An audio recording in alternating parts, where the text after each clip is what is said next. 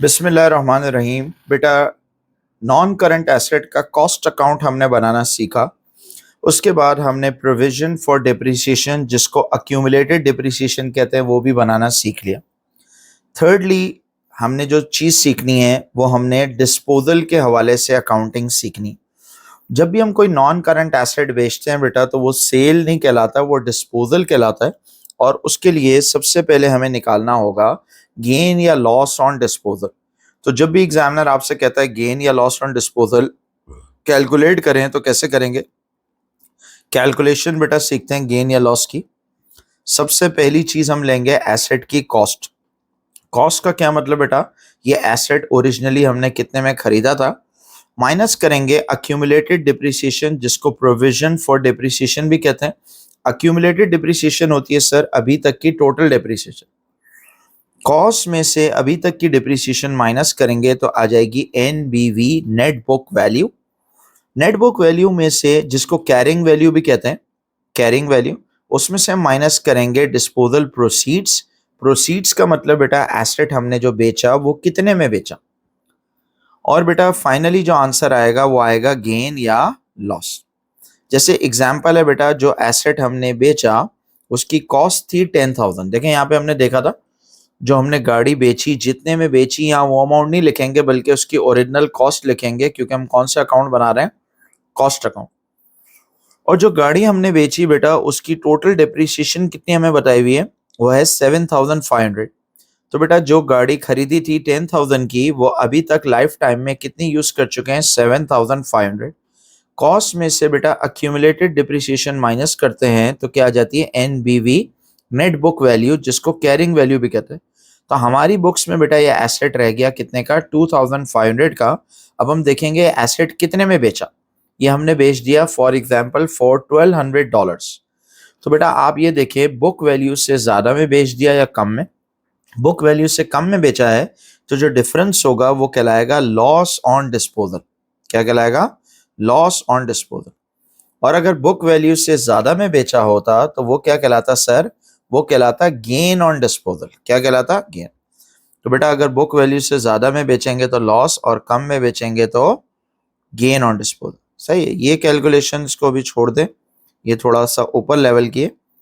बस आपको बस ये गेन या लॉस निकालना है। अगर ये 2,500 बुक वैल्यू है, अगर बुक वैल्यू से हम ज्यादा में बेच देते, फॉर एग्जांपल 2,500 की चीज 3,000 में बेच देते, तो जो ज्यादा अमाउंट मिलता 500, वो कहलाता गेन ऑन डिस्पोजल। तो यहाँ पे बेटा गेन जो है वो नेगेटिव आता है, सही है, और लॉस जो है वो पॉजिटिव में आता है। ऐसे भी याद रख सकते हैं, लॉस या एक्सपेंस डेबिट होता है और गेन जो है वो इनकम होती है। गेन क्या होता है? क्रेडिट होता है। तो ये है बेटा गेन या लॉस की कैलकुलेशन। अगर एग्जामिनर कहता है गेन या लॉस कैलकुलेट करो, तो सिर्फ आपने ये वर्किंग करनी है। अब आगे जाते हैं बेटा। आगे एग्जामिनर ये कह सकता है आपको कि जर्नल एंट्रीज बनाओ किसकी? डिस्पोजल की। तो सर जब भी नॉन करंट एसेट बिकता है तो हम कितनी एंट्रीज बनाते हैं? We make 4 entries all together. 4 entries बनाते हैं। कौन कौन सी एंट्रीज बनाते हैं सर? जो पहली एंट्री हम बनाते हैं सर, वो ओरिजिनल कॉस्ट की बनाते हैं। किसकी बनाते हैं? ओरिजिनल कॉस्ट, जितने में खरीदा था।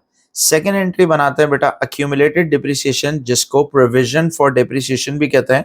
ये टोटल डिप्रिसिएशन होती है टिल डेट। थर्ड एंट्री हम बनाएंगे प्रोसीड्स की। थर्ड एंट्री एनबीवी की नहीं बनाएंगे, क्यों? क्योंकि कॉस्ट में से अगर अक्यूमुलेटेड माइनस करेंगे तो ऑटोमेटिकली एनबीवी आ जाएगी। एनबीवी की हमने दोबारा एंट्री नहीं बनानी। अब हम थर्ड एंट्री बनाएंगे प्रोसीड्स की। प्रोसीड्स का मतलब बेटा जो एसेट बेचा, ये कितने में बेचा, ये प्रोसीड्स। आखिरी एंट्री बनाएंगे बेटा गेन या लॉस। किसकी बनाएंगे? गेन या लॉस। तो जब भी बेटा नॉन करंट एसेट कोई भी बिकेगा तो ये 4 एंट्रीज बनानी। अब ये एंट्रीज बनाकर देखते हैं हम।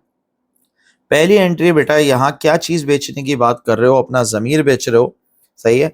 अपना जो है वो किरदार बेच रहे हो, अपना ईमान बेच रहे हो। ईमान नहीं बेचना, ईमान जो है वो सबसे ज्यादा कीमती चीज है। बाकी सब कुछ बेच दो लेकिन ईमान नहीं बेचना। यहाँ पे बेटा हमने कुछ भी बेचने की जरूरत नहीं है। यहाँ पे हम मशीन बेच रहे हैं, सॉरी गाड़ी बेच रहे हैं, मोटर व्हीकल्स। तो मोटर व्हीकल क्या चीज है सर? मोटर व्हीकल हमारे लिए है एसेट। मोटर व्हीकल क्या है? एसेट। और मोटर व्हीकल का नेचर क्या होता है बेटा? डेबिट। लेकिन जब व्हीकल बिक गई बेटा, तो व्हीकल अकाउंट क्या हो जाएगा? क्रेडिट हो जाएगा। अभी हमने देखा था सही है। तो मोटर व्हीकल चूंकि बिक गई तो मोटर व्हीकल क्रेडिट। अच्छा, जितने में बेची अभी वो अमाउंट नहीं आएगा, पहले हम एंट्री बनाएंगे ओरिजिनल कॉस्ट से। इसका मतलब जितने में खरीदी थी वो अमाउंट, कितने में खरीदी थी 10,000। अगर बेटा मोटर व्हीकल क्रेडिट हो गई तो डेबिट पे क्या आ जाएगा, डेबिट पे आ जाएगा डिस्पोजल। डिस्पोजल जो है वो ऑपोजिट एंट्री में आएगा।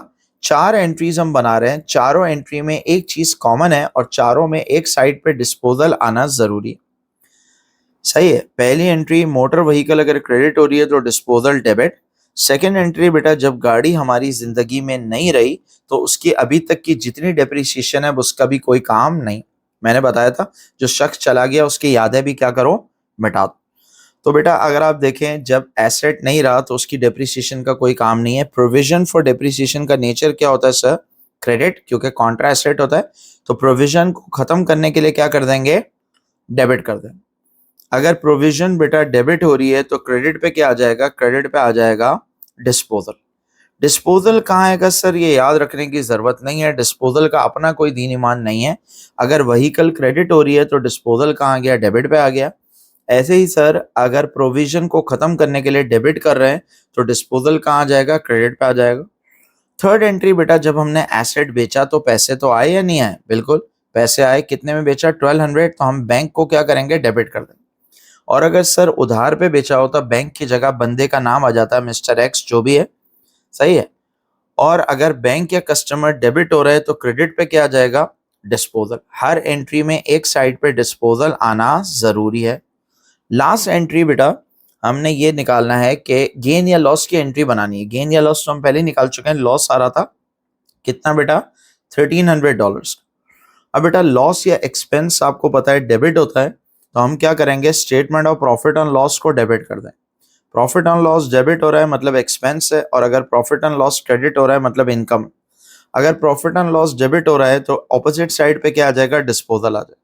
सही, अगर लॉस होगा तो ये एंट्री बनाएंगे, और अगर गेन होता तो ये एंट्री लास्ट वाली क्या हो जाती, रिवर्स हो जाती। फिर क्या एंट्री बनाते हैं भाई लास्ट में, फिर बेटा ये जो प्रॉफिट एंड लॉस डेबिट हो रहा है इसको क्या करेंगे, क्रेडिट कर देंगे।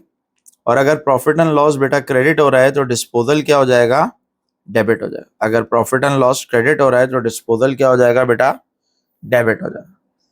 तो आई होप आपको बेटा जर्नल एंट्रीज समझ में आ गई। चार एंट्रीज बनानी है। अब बेटा अगर जर्नल एंट्रीज आपने बनाना सीख ली तो अब आप इन्हीं को देखते हुए क्या टी अकाउंट भी बना सकते हैं, लेजर अकाउंट। कभी वो बोलता है गेन या लॉस कैलकुलेट करो तो सिर्फ आपने वो कैलकुलेशन वाली वर्किंग करनी है, 1300 जो हमने निकाला था। कभी वो कहता है जर्नल एंट्रीज बनाओ तो ये चार एंट्रीज बनाएंगे, और कभी वो कहता है डिस्पोजल का लेजर अकाउंट बनाओ मतलब टी अकाउंट बनाओ। तो अगर टी अकाउंट बोले तो इन्हीं एंट्रीज को देखते हुए बना सकते हैं, बिल्कुल। पहली एंट्री में अगर आप देखो बेटा डिस्पोजल क्या हो रहा है, डेबिट या क्रेडिट, डेबिट हो रहा है। ये लेफ्ट हैंड साइड डेबिट होती है, राइट हैंड साइड क्रेडिट। तो अगर डिस्पोजल डेबिट हो रहा है तो क्रेडिट क्या हो रहा है बेटा, व्हीकल्स। तो हम रेफरेंस में क्या लिख देंगे, मोटर व्हीकल। सेकेंड एंट्री में अगर आप देखो डिस्पोजल क्या हो रहा है, डेबिट हो रहा है या क्रेडिट हो रहा है, डिस्पोजल क्रेडिट हो रहा है। रेफरेंस में क्या लिख देंगे बेटा, प्रोविजन फॉर डिप्रिसिएशन, जिसको अक्यूमुलेटेड डिप्रिसिएशन भी कहते हैं। डिस्पोजल अकाउंट में बेटा कभी भी डिस्पोजल का रेफरेंस नहीं आ सकता, रेफरेंस हमेशा आता है ऑपोजिट। जो अकाउंट डेबिट होता है उसमें क्रेडिट वाले का रेफरेंस, और जो अकाउंट क्रेडिट होता है उसमें डेबिट वाले का। थर्ड एंट्री में अगर आप देखो डिस्पोजल दोबारा क्रेडिट हो रहा है, किसकी वजह से, बैंक। अगर उधार पे बेचेंगे तो बैंक की जगह बंदे का नाम आ जाएगा। लास्ट एंट्री में अगर आप देखो डिस्पोजल दोबारा क्रेडिट हो रहा है, क्रेडिट करेंगे और रेफरेंस में क्या लिख देंगे, statement of profit and loss. Disposal account बेटा एक टेम्परेरी अकाउंट है जिसमें कोई बैलेंस बीडी या सीडी वाला सीन नहीं होता। पहले भी हमने दो अकाउंट पढ़े जिसमें बैलेंस ब्रॉट डाउन और कैरेट डाउन नहीं होता, अगर आपको याद हो।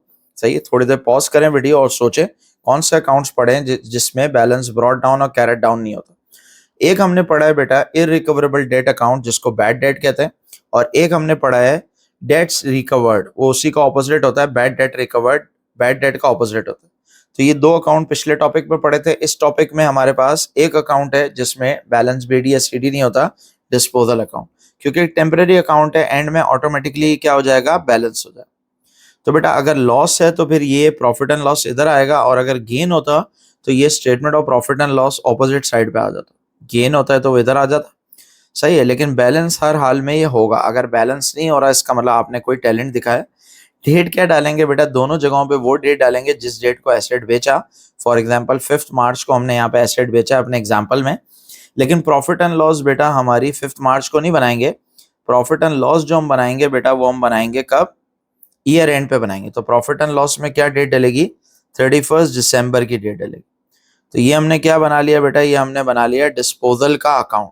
तो आई होप आपको डिस्पोजल का गेन या लॉस की कैलकुलेशन भी समझ में आ गई, डिस्पोजल की जर्नल एंट्रीज बनाना भी आ गई और डिस्पोजल का टी अकाउंट बनाना भी आ गया।